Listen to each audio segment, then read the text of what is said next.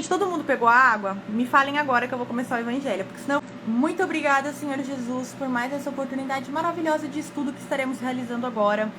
Que o Senhor mande os seus emissários na casa de cada um que estiver fazendo agora o evangelho, tanto agora ao vivo, quanto quando estiver fazendo gravado também, e aqui também na nossa casa.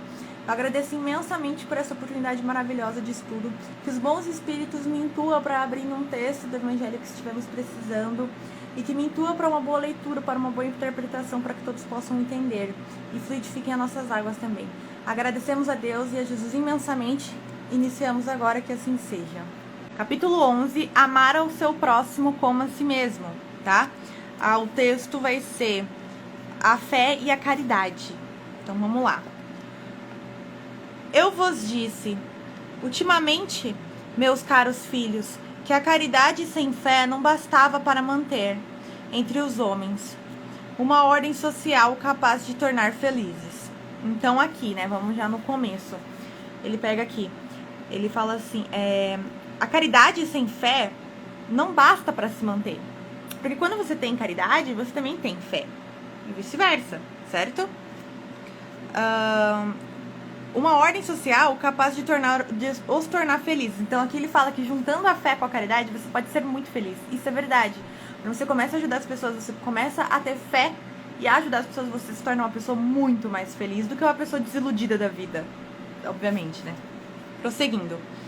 Devia ter dito que a caridade é impossível sem a fé. Perfeito. Aqui é autoexplicativo.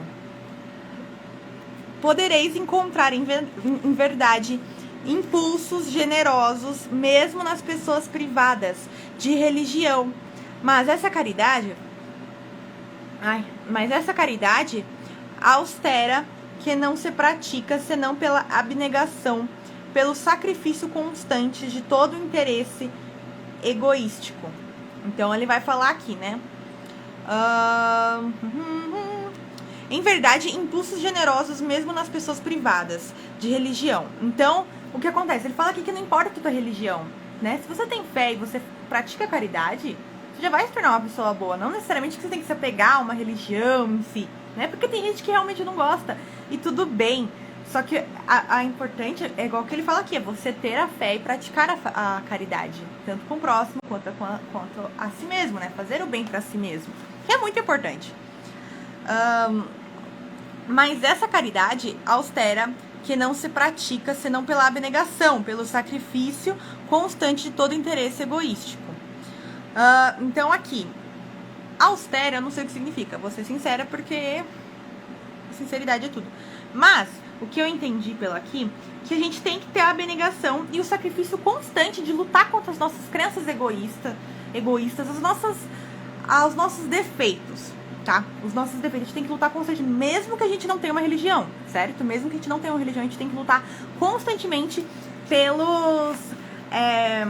em busca sempre da fé e da caridade, tá? Aí a gente prossegue aqui. Tá. Não há senão a fé que possa inspirá-la, porque não há senão ela que nos faça levar com coragem, perseverança a cruz dessa vida. Então, olha que legal. Aqui tá falando que a fé faz com que a gente tenha coragem para poder passar pelos obstáculos da vida. Porque a fé, ela ajuda muito a gente a passar por isso.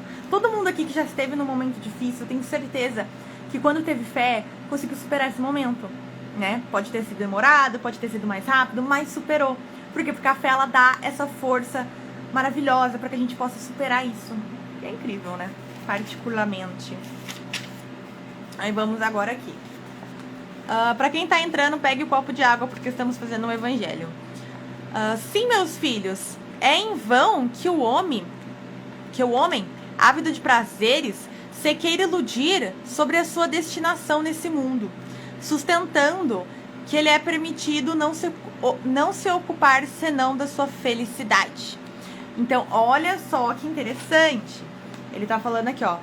Ele tá falando que o homem, que é em vão que o homem, ávido de prazeres, se queira iludir. Aqui o homem, os homens, né, que descem aqui, nós todos, temos a mania, normalmente a gente se ilude com a nossa destinação nesse mundo. Ou seja, com as coisas aqui da carne, com os nossos ideais, os nossos sonhos, as coisas que nos prendem aqui na crosta terrestre.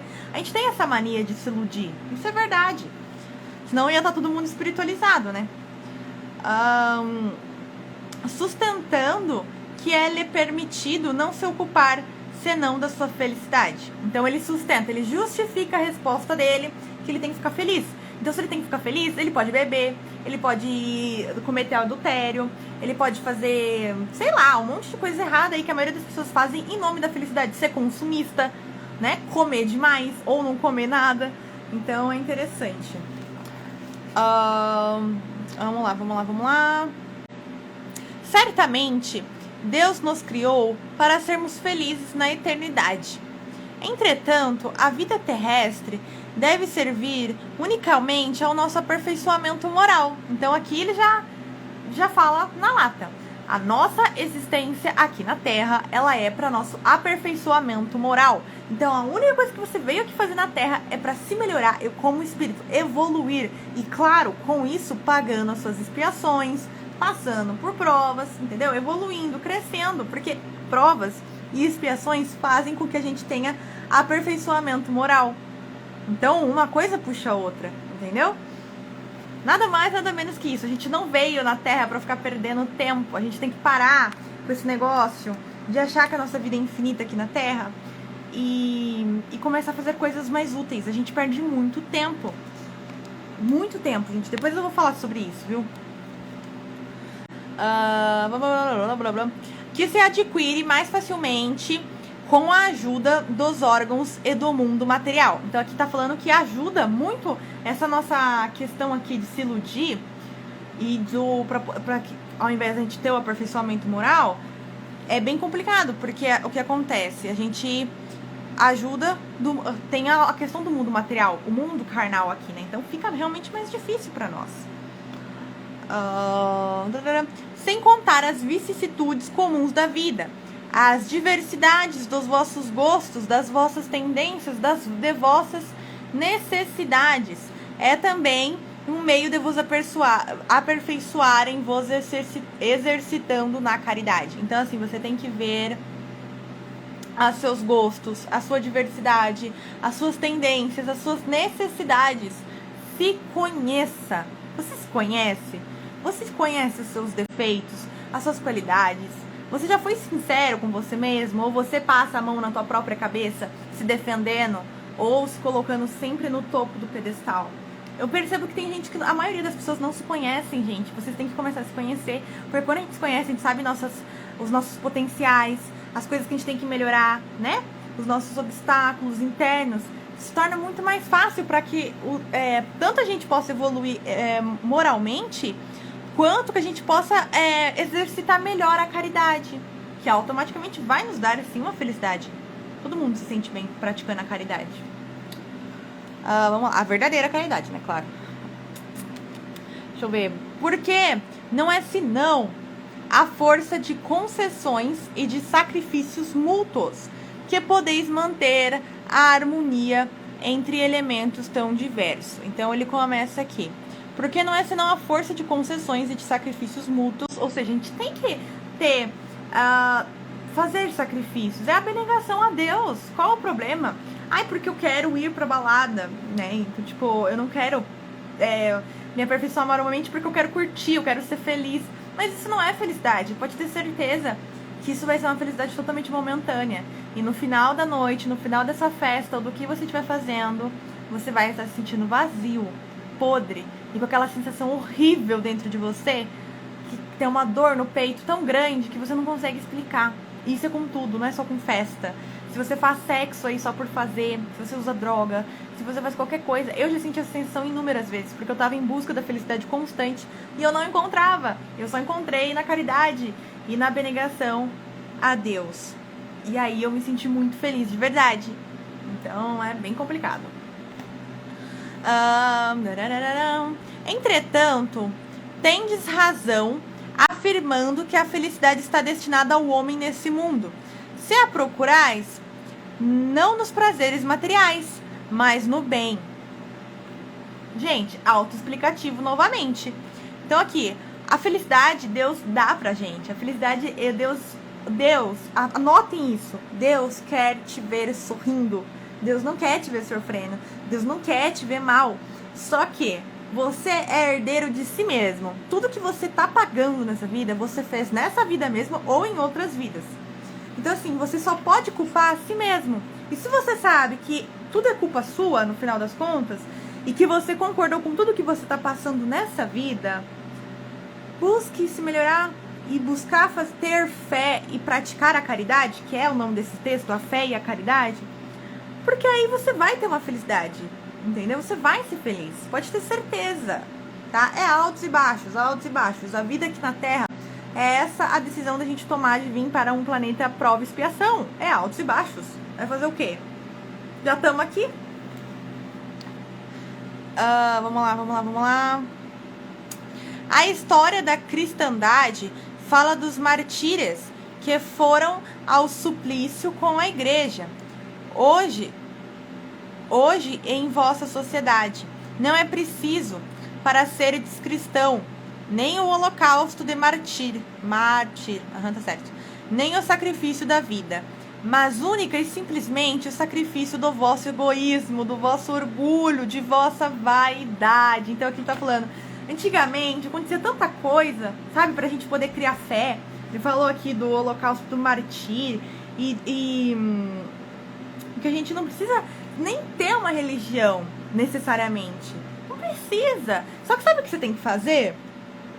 Você tem que sacrificar o seu egoísmo. Você tem que sacrificar o seu orgulho, a sua vaidade. Ou seja, as suas más tendências, as suas más inclinações. E aí entra o que eu falei de você se conhecer. Porque nem todo mundo é egoísta. Cada pessoa tem um defeito, é normal, vários defeitos. A gente é composto de vários defeitos. Ao mesmo tempo que a gente tem muitas qualidades, a gente tem muitos defeitos. Por exemplo, antigamente eu tinha muito problema com orgulho. Eu nunca fui uma pessoa egoísta. Mas eu sempre tive muito problema com orgulho. Eu era muito orgulhosa.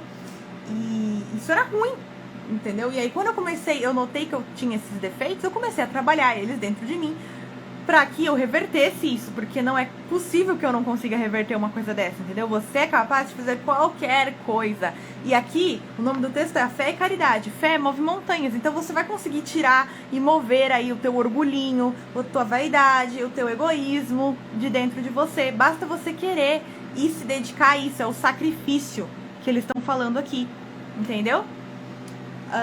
E aí aqui a última frase para finalizar: triunfareis se a caridade vos inspirar, e se a fé vos sustentar. Então ele está falando aqui que você irá triunfar, tu irá ter vitórias, irá ter glórias, se a caridade vos inspirar, ou seja, se você for inspirado pela caridade, se você praticar a caridade, e se a fé for o seu sustento.